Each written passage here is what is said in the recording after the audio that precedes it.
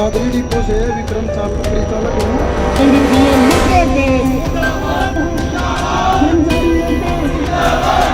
आज का प्रदर्शन ये जो जींद डिपो में एक अपने साथी हैं सुरेंद्र लोचब जी, उनके साथ षड्यंत्र के तहत और द्वेष उनके साथ जो रिपोर्ट उनकी बनाई गई और उसमें वो रिपोर्ट वो सबूतों के आधार पर ये पता चलता है कि वो जीएम साहब ने ज़बरदस्ती बनवाई है। जीएम साहब से बातचीत रखी गई, उनसे बातचीत का कोई हल नहीं निकला, तो आज का दिन ये रखा गया था। ये 10 से 2 बजे तक के प्रदर्शन करेंगे और इस प्रदर्शन के मार्फत सभी कर्मचारी, सभी यूनियन यहाँ एकत्रित हैं और जीएम साहब को और प्रशासन को इसके मार्फत एक संदेश देना चाहते हैं कि आप अभी वक्त रहते इस चीज़ से आप इसका सुझाव कोई सुझाएं, इसका कोई हल निकालें ताकि कर्मचारी अपना काम करें। ये चंडीगढ़ से आ रही थी और इसमें चंडीगढ़ से कहाँ आ रही थी? जींद आ रही थी। हाँ जी, चंडीगढ़ से जींद आ रही थी और ये पहले कैथल में भी चेकिंग हुई है और उसके बाद दोबारा जो चेकिंग हुई है वो वीडियो भी हैं। उसमें दोबारा जो चेकिंग की गई है उसमें साफ तौर से ये दिखाई देता है कि इंस्पेक्टरों ने बाद में उस सवारी से टिकट लेके उसको थमाई है और ये कहा है कि ये आपकी पुरानी टिकट है। इससे साफ पता चलता है कि ये षड्यंत्र है। हाँ जी, मांग पत्र वो दिया जाएगा। वो एक हमारी जो एक संगठनात्मक कार्रवाई होती है वो चल रही है और अभी तो यहाँ इकट्ठे होकर सिर्फ उनको ये चेताने का काम कर रहे हैं कि असमय रहते आप समझ जाइए।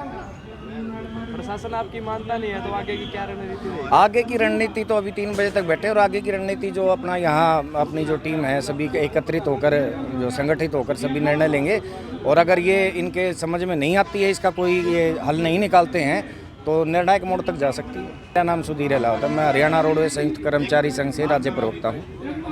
आज का जो ये धरना प्रदर्शन जींद डिपो में किया गया है, इसका कारण है कि जींद डिपो जीएम द्वारा हमारे साथी सुरेंद्र सिंह लोचब जो परिचालक साथी हैं उनकी गलत रिपोर्ट करके उनको सस्पेंड कर दिया गया है और उनके खिलाफ पुलिस में एफआईआर भी दर्ज करवा दी गई है, जो कि बिल्कुल गलत है। क्योंकि जो भी सज़ा किसी भी कर्मचारी को दी जाती है वो विभाग की जांच पड़ताल होने के बाद अगर वो दोषी साबित होता है तब दी जाती है।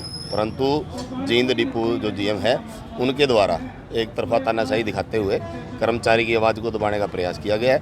क्योंकि हमारे साथी सुरेंद्र सिंह ने जींद डिपो के जितने भी कर्मचारी, चालक परिचालक कर्मचारी हैं उनकी हकों के लिए आवाज़ उठाई, हो रहे भ्रष्टाचार के खिलाफ आवाज़ उठाई और जो कर्मचारी के अधिकार बनते हैं उनको दिलवाने के लिए जीएम साहब के उसने प्रशासन के खिलाफ आवाज़ उठाई। जिस आवाज़ को दबाने के लिए महाप्रबंधक महोदय बार बार तानाशाही दिखा रहे हैं और जो कि कर्मचारियों ने मानने से उस तानाशाही को मना कर दिया है और जींद डिपो में जितने भी यूनियनें हैं, डिपो कमेटी हैं, उनने अपनी ज्वाइंट एक्शन कमेटी बना के 2 दिन पहले मीटिंग की, इस मुद्दे पर चर्चा की और सोमवार तक, कल तक का समय महाप्रबंधक जींद को दिया गया था। कल महाप्रबंधक जींद ने सभी ज्वाइंट एक्शन कमेटी के प्रतिनिधियों को बुलाया, परंतु अड़ियल रवैये के कारण वो अपनी उसी बात पड़े रहे कि मैं ये केस वापस नहीं लूँगा। तो आज का धरना जींद जीएम द्वारा जो अड़ियल रवैया अपनाया जा रहा है उसके खिलाफ दिया जा रहा है। यदि जींद जीएम बुलाकर ज्वाइंट कमेटी को बुलाकर अगर कोई इस पर निर्णय नहीं लेते हैं, केस वापस नहीं लेते हैं, एफआईआर वापस नहीं लेते हैं तो 3 बजे तक का जो हमने धरने का समय दिया है, 3 बजे के बाद ज्वाइंट एक्शन कमेटी जींद अपनी एक मीटिंग करेगी। मीटिंग के बाद आगे का जो रूपरेखा तैयार होगी उसके लिए हम अगली कार्रवाई के लिए मीडिया के माध्यम से आपको अवगत करवाएंगे। और प्रशासन आपकी बात नहीं मानता है तो आगे की रणनीति क्या रहेगी? आगे की रणनीति अभी 3 बजे तक का समय है। 3 बजे के बाद मीटिंग होगी। एक संयुक्त मीटिंग होने के बाद जो निर्णय लिया जाएगा भी कितने दिन बाद हमने क्या क्या कार्रवाई करनी है। अगर बड़े स्तर पर आंदोलन करने की भी ज़रूरत होगी, हरियाणा स्तर पर, पूरे हरियाणा डिपो स्तर पर हम इस की तैयारी करने के लिए भी बाध्य होंगे अगर प्रशासन हमारी ये बातें नहीं मानता है। मेरा नाम राजवीर सैनी, राज्य उप प्रधान हरियाणा रोडवेज जागृति मंच। 2 तारीख को मुझे फ़ोन पर मैसेज में आया था कि भाई ऐसे ऐसे फलाना आदमी कंडक्टर टिकट नहीं दे रहा।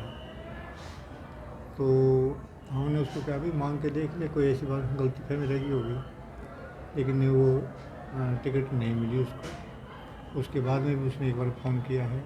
मैंने जीएम को भी कहा था कैथल चेक करने के लिए, बल्कि मुझे ये था कि ये गाड़ी वाया पानीपत आती है, लेकिन ये गाड़ी मैंने पानीपत जीएम को भी कहा पहले कि ये गाड़ी फिर वो कहने लगा जी कौन सी गाड़ी है, फिर मेरे को पता लगा भाई ये गाड़ी तो वाया अम्बाला और यहाँ कैथल आ रही है, पेवा कैथल यहाँ से इस रास्ते से आ रही है।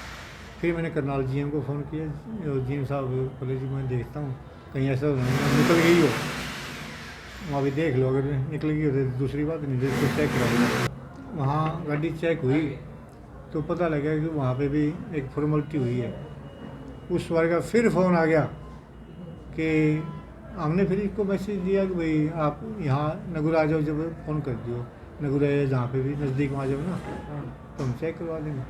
चेक करवाई गाड़ी में, तो हम तो सिर्फ उसी मकसद के लिए कहते हैं भाई 2 सवारी हैं, भाई इसको टिकट क्यों नहीं दे रहे, क्या कारण है।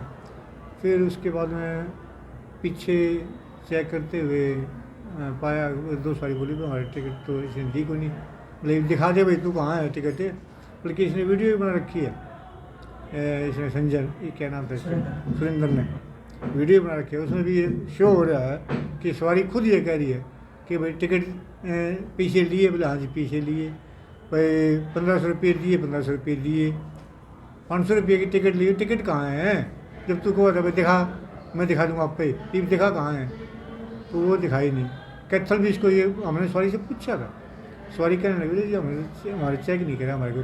गाड़ी आ रही थी चंडीगढ़ से जींद, चंडीगढ़ से जींद आ रही थी, प्रशासन द्वारा उसी टाइप पर गाड़ी चेक करी, ठीक है, वहाँ नहीं उसकी संतुष्टि हुई, तो हमारा काम तो संतुष्टि करना तो है ही, चेक करना हमारा की ड्यूटी बनती है।